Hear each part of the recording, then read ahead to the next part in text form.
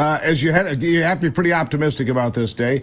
The polling double digits most places, 14, 15, 16 points, that Donald Trump is leading Nikki Haley in this race. A lot of folks think it's time for her to get out. She's refusing. I don't know how long she's going to stick around. Today's results could have a lot to do with that, couldn't they? Well, absolutely. And we take nothing for granted, of course. But, I mean, this is all about sending another historic message to the corrupt class in Washington, like we did in Iowa. We have to have huge historic numbers to send a real message that we are coming to take our country back. We're coming to secure our borders, to have another booming economy like we had under President Trump, to end the endless wars. I mean, Nikki Haley is just, unfortunately, another globalist. There's no real difference between her and the Democrats. It's the illusion of choice. And the American people are so tired of that.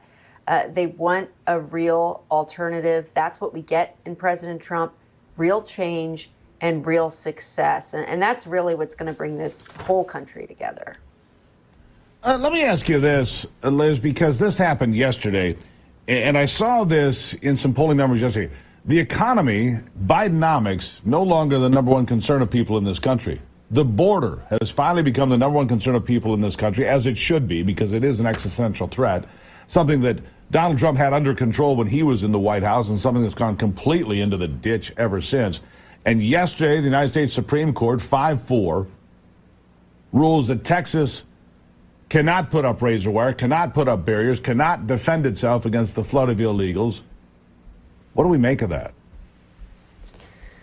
Well, you're right. President Trump has led on this issue and has been the leader of any party on this issue since he came down the escalator with real, true results.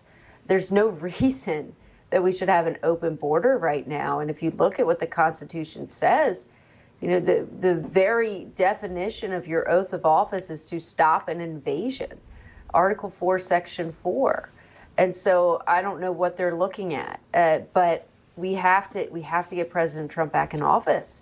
And this just shows you cannot rely on courts. You cannot rely on a different, kicking the can down the road, which it seems like they always do. We have a crisis right now, an invasion every single day.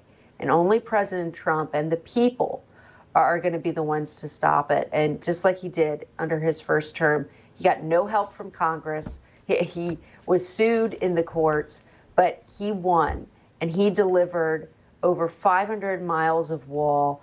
It was all but finished. He got remain in Mexico. He worked day in and day out to get the most secure border, which didn't just stop the invasion. It stopped the drugs, stopped the trafficking. And we have to stop this right now.